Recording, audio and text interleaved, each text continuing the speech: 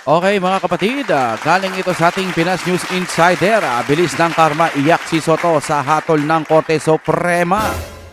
Impeachment di na matutuloy sa Senado.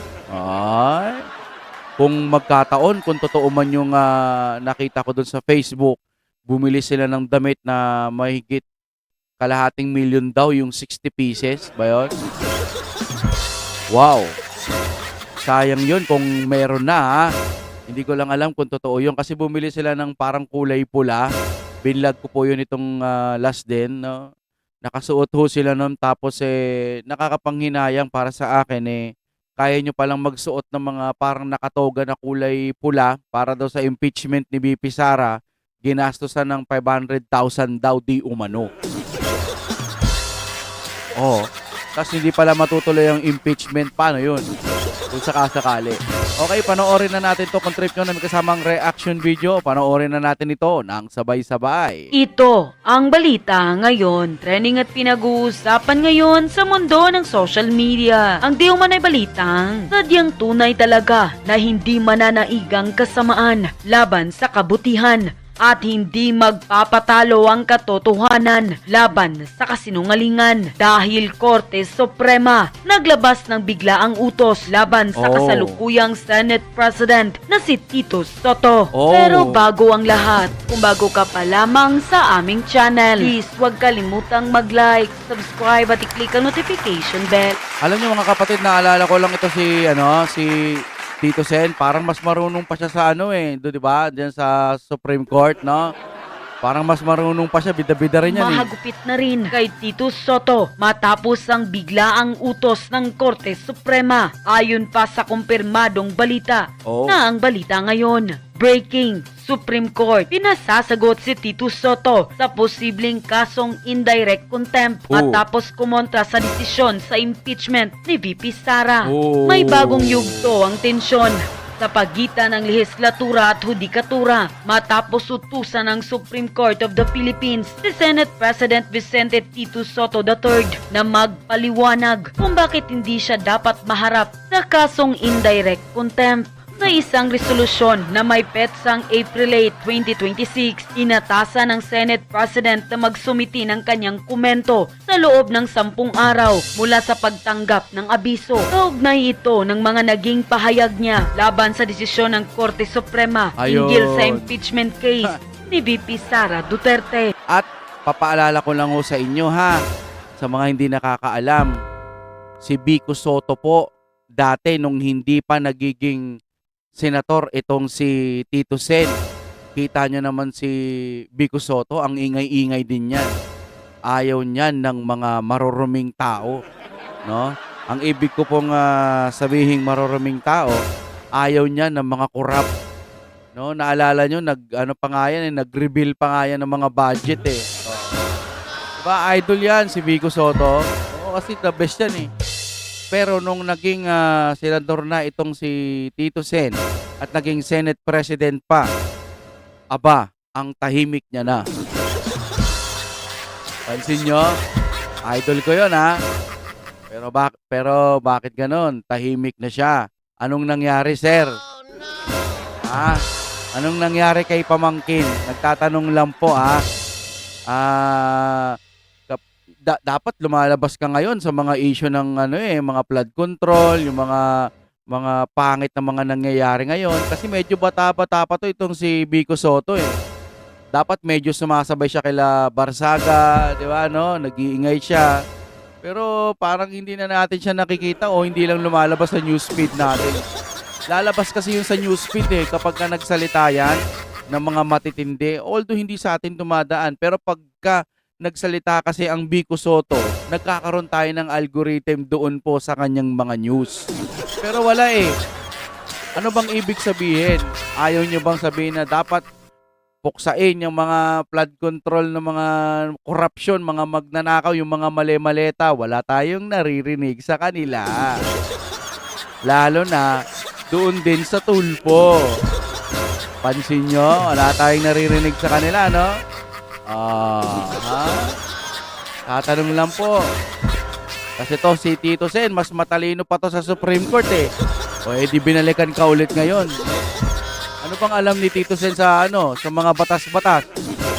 Ang tanging maipagmamalaki niya lang lagi at paulit-ulit niyang sinasabi ay pumapasok siya ng hindi late at wala ata siyang absent sa Senado. Ewan ko kung kasama niya sa absent pero yung hindi siya late, wow, nakatulong. Wow! Ano na bang natulong niya? Baka meron na ba?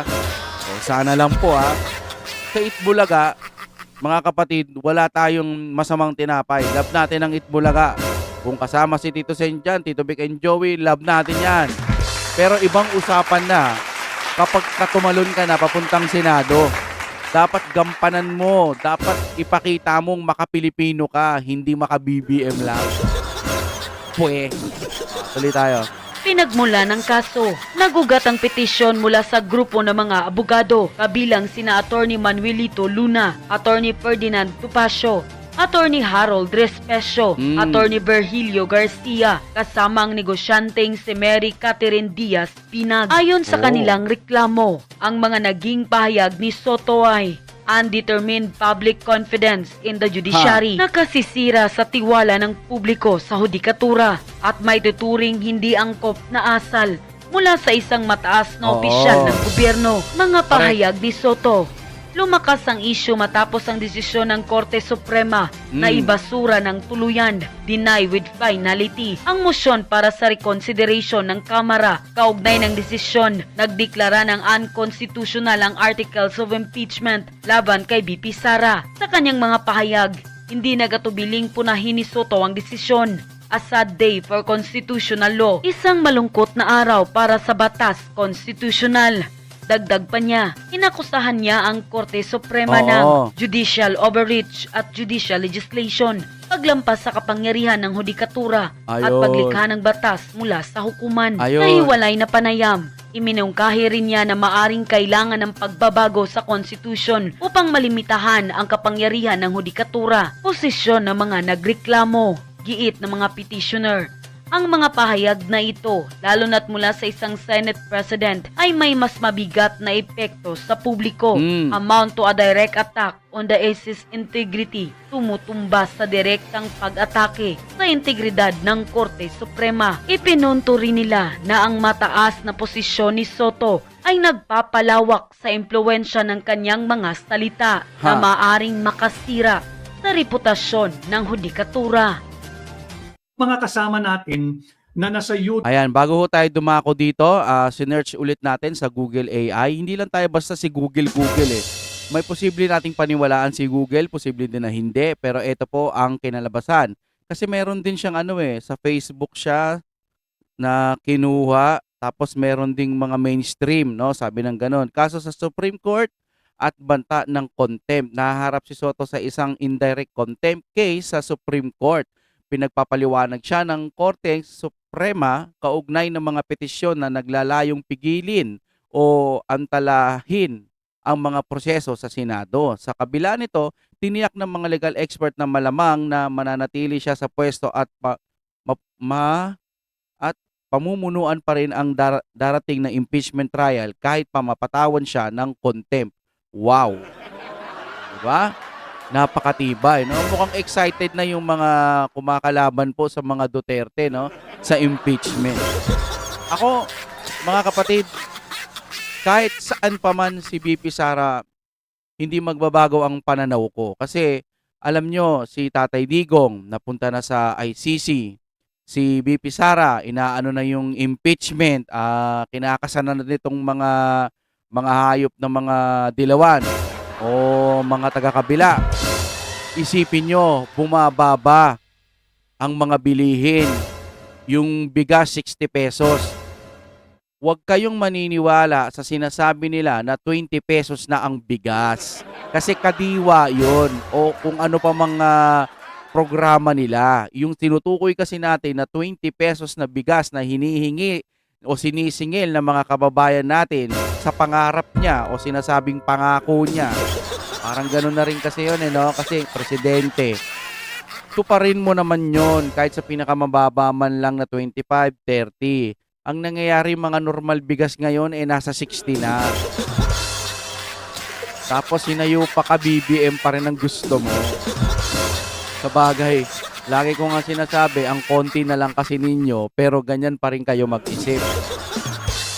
Diba? O, natupad na ang 20 pesos na kilo ng bigas. O, nasan? Sa tuwing pumupunta kami ng mga palengke, nananatili pa rin po sa mataas na presyo itong mga bigas. Wala akong nakitang 20. Kadiwa lang yun. Tatanga-tanga pa ba tayo na, uy, natupad naman na. Bakit? Natupad na, ba't gumaganyan ka pa? Gago ka ba? Natupad na ba talaga? Tapos itong ating sa oil, di ba, no? Sa langis ho natin. Pinreno lang nila ng konti pa, pero papunta na ng 90 hanggang 100 eh.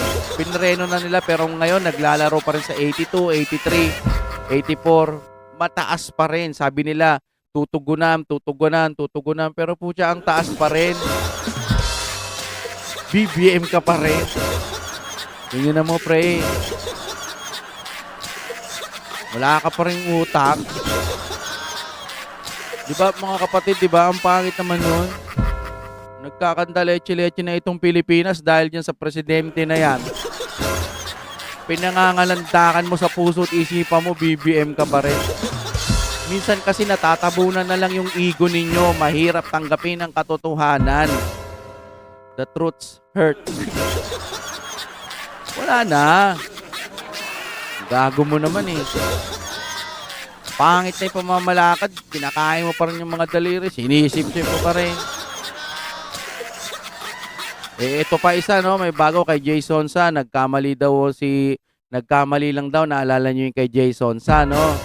Nagkamali lang daw na unavailable o hindi. Walang piyansa. Tapos nag-sorry. Ganun-ganun na lang ba yun? Salamat sa nag-sorry. Salamat po, Judge. Pero po siya yung ibinigay nyong impact po ng stress. Pwedeng makapag ilang araw siyang hindi halos makatulog doon sa impact na non-bailable ba yun? Kalimutan ko na tawag doon. Basta walang piyansa. Paano na lang yung damage noon? Emotional damage, di ba? Putik niyan. Sorry na lang. Pero salamat pa rin po. Bago kasi kayo mag-decision dyan, siguraduhin naman natin. At ang pinakapinali, yung flood control issue pa rin. Wag na wag nyong kakalimutan sa bandang huli. Ito lagi ang sasabihin ko. Marami na silang diversion technique. Napakadami na nilang mga pinagsasabi. Pero yung flood control, wala na. Goodbye na lang ba yun? Iwas tayo sa sinasalisihan na tayo eh. Biruin mo, may bulkan na lahat-lahat. Pumutok na yung bulkan. Pero ang gusto pa rin nilang pag-usapan, BP Sara pa rin. Ang inang gobyerno yan. Oh.